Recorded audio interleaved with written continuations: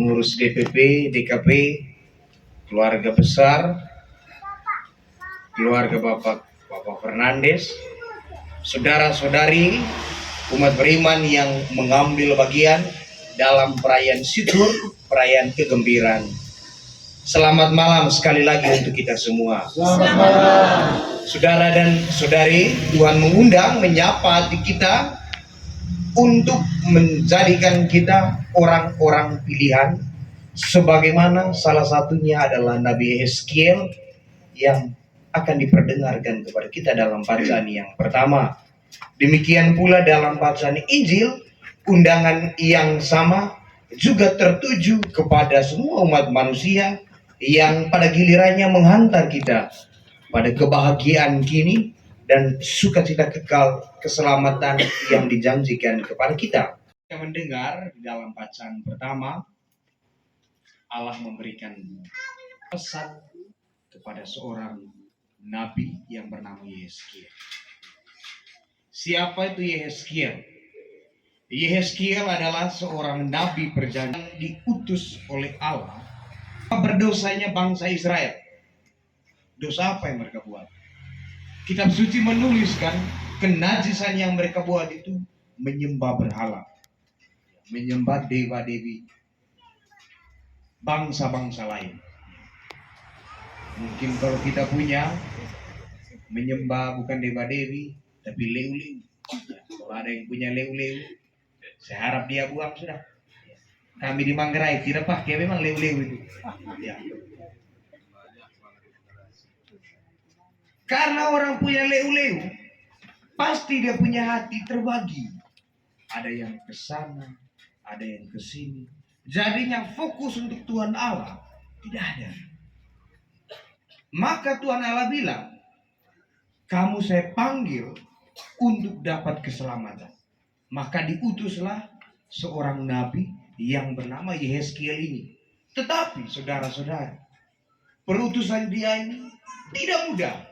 Banyak penolakan. Tetapi karena dia sungguh yakin bahwa Tuhan Allah yang panggil saya, dia berpasrah kepada kehendak Allah. Lalu Tuhan Allah bilang begini, akan kuberikan hati yang baru dan roh yang baru di dalam batinmu, dan hati yang degil akan kuusir, lepas darimu, dan kuberikan kamu hati yang lembut. Itu bait panjang dari ayat ini.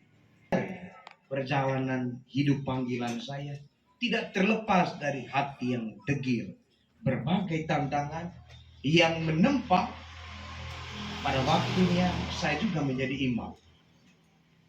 Ada keluarga yang menentang, medan pastoral yang menantang, teman yang kurang mendukung, kesulitan ekonomi dalam keluarga, dan berbagai macam hal.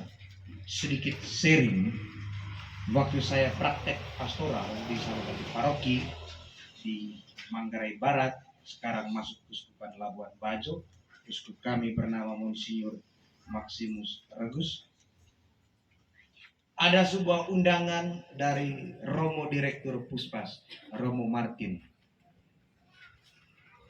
Undangannya pembekalan. Sinyal susah bukan main kami bilang. Sinyal susah ini listrik juga pakai selinger. Ya. Jadi listrik tenaga selinger. Orang bilang tenaga surya kayak punya pakai selinger. Satu kali saya selinger kenain tobat satu itu saja. Kami diminta pembekalan dan setelah itu saya ajak bersama orang-orang muda, mari kita pergi ke pembekalan. Sampai di atas saya bilang, Romo, mana teman-teman dari paroki lain? Lalu Romo Direktur Spiritual bilang apa? Oleh Nana, sudah selesai 3 minggu lalu kamu sudah habis itu kegiatan. Padahal kegiatannya sudah 3 minggu yang lalu. Kami kira sinyal di kampung baru dapat isinya. Tapi dia bilang tidak apa-apa. Saya lihat kau punya semangat dengan orang muda ini bagus. Tidak apa-apa. Kamu pembekalan sendiri saja. Jadinya kami pembekalan sendiri. Hal-hal semacam ini menempa saya setiap waktu.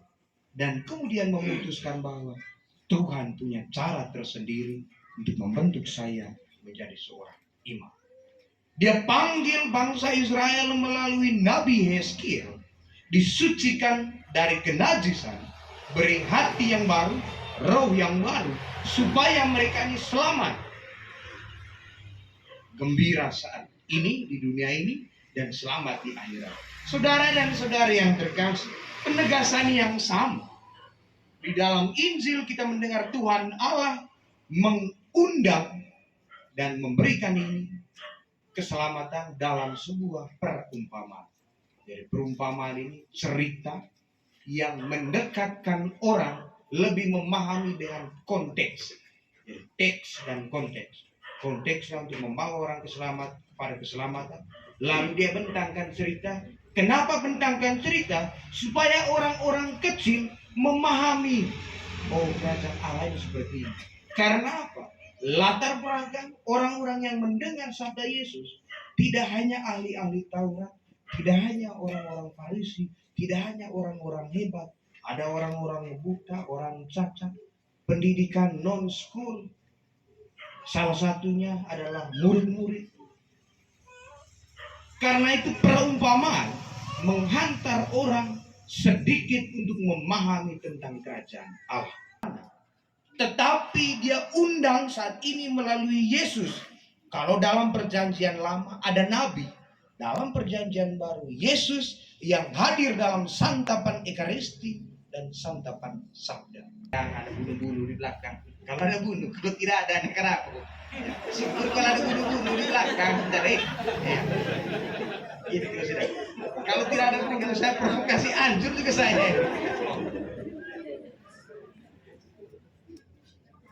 Dia undang, mari kamu datang kemari. Datang bunuh ini apa semua. Karena mau pesta tadi. Ya. Saya harap kita datang karena hati mulia. Jangan kalau kami di Manggarai datang misalnya karena cakar daging kami di Manggarai. Cara kita di sini jangan nih. Cara kita di sini jangan. Kami di Manggarai begitu. Manggarai itu tempat saya tugas. Ya di tempat lain di brother punya kampung itu. Dia undang ini, Tuhan Allah diundang, mari kamu datang kemari. Tetapi meskipun dia undang dengan baik, ini mereka banyak gara-gara. Ada yang ke kebun lah, ada yang kemana.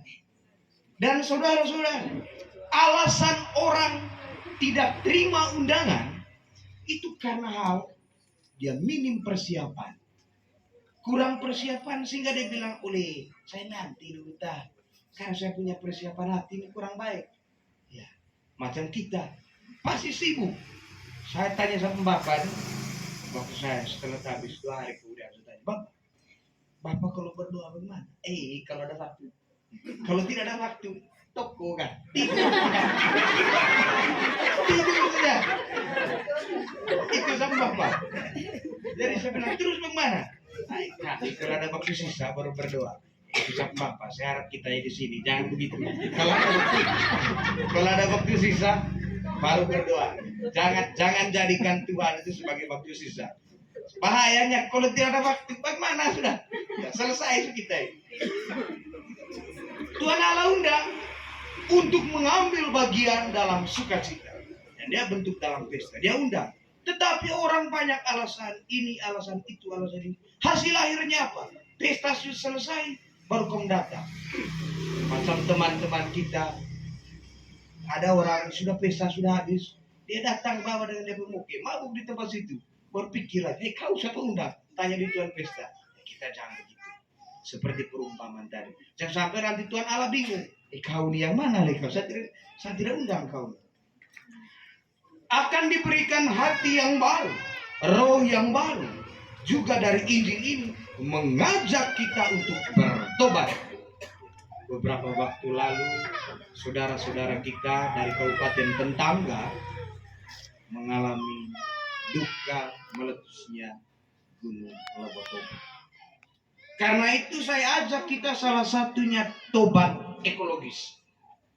Tobat ekologis itu jangan tebang pohon, buang sampah pada tempat yang baik supaya sehat, alam bersahabat. Sebentar lagi ini musim hujan, di sini rawan DBD. Tobat ekologis salah satunya jaga kebersihan dan jaga kesehatan. Lalu tobat yang lain lain, jangan sampai kata-kata kita membuat hati sesama menjadi panas. Cukup gunung Lewotobi yang panas. Kata-kata saudara-saudari, jangan bikin panas. Di tempat saya bertugas, ada orang cerita begini ya. Mereka bilang begini, rahasia sudah, jangan omong dengan orang lain. Dia pergi di rumah di bawah sebentar, hal yang sama. Rahasia sudah, jangan omong dengan orang lain. Dia pergi besok di rumah atas, rahasia sudah, jangan omong. Sampai satu kampung tahu semua itu rahasia. Saya bilang bahaya simpan rahasia begini. Bilang rahasia tapi suruh omong dengan orang lain, ini tidak rahasia lagi. Jangan jadikan kata-kata kita panas di telinga, di hati orang lain. Yang berikut, saudara-saudari, pesan pastoral dari perayaan kita pada malam hari ini. Yang pertama, Tuhan Allah undang kita secara gratis. Karena itu berdoa Ekaristi tidak sama dengan kami orang Manggarai bilang bedak tanah. Artinya pajak sahabat, pajak satu hari itu capek sekali. Tapi berdoa nih tinggal tangan begini saja. Tapi rahmatnya luar biasa. Kenapa luar biasa? Hidup kekal kita dapat, kebahagiaan sekarang enak, batin tenang, enak. Tapi kalau kita tidak berdoa, rasa pahit, susah bukan main. Ajakan yang pertama, undangan keselamatan itu gratis. Maka kalau gratis, terima juga dengan gratis. Lalu yang kedua, pasti ada usaha kerja keras. Yeskiel banyak usaha, nabi-nabi banyak usaha, pelayan-pelayan banyak usaha. Tuhan Yesus bilang panggil ke sana, panggil kemari. Dan usaha-usaha itu pada gilirannya akan mencapai hasil yang pas. Tetapi tabisan imamat yang telah saya terima bukan puncak dari kehidupan yang diidam-idamkan selama saya jadi perhatian. Menjadi pastor bukan final, tetapi titik awal menjadi pastor yang baik dan pastor sungguh-sungguh juga menjadi pastor. Karena itu saya tidak pernah menjadi malaikat setelah ditabiskan. Doa-doa saudara-saudari akan mendukung saya supaya sungguh-sungguh jadi pastor. Kami orang Manggarai bilang jaga pau kasula, jaga tompal stola, supaya kasula jangan jatuh, juga stola tidak jatuh. Dari itu doa dari saudara-saudari. Pesan yang ketiga, hidup ini adalah suatu karunia, kematian adalah suatu kepastian. Karena itu, sebelum maut menjemput, mari berbagi kasih, milikilah hati dan roh sebagaimana Tuhan Allah kasih kepada kita. Salah satunya rahmat imamat yang saya terima. Semoga hati dan rohmu diberikan berkat melimpah dalam karya, dalam panggilan hidup kita masing-masing. Amin.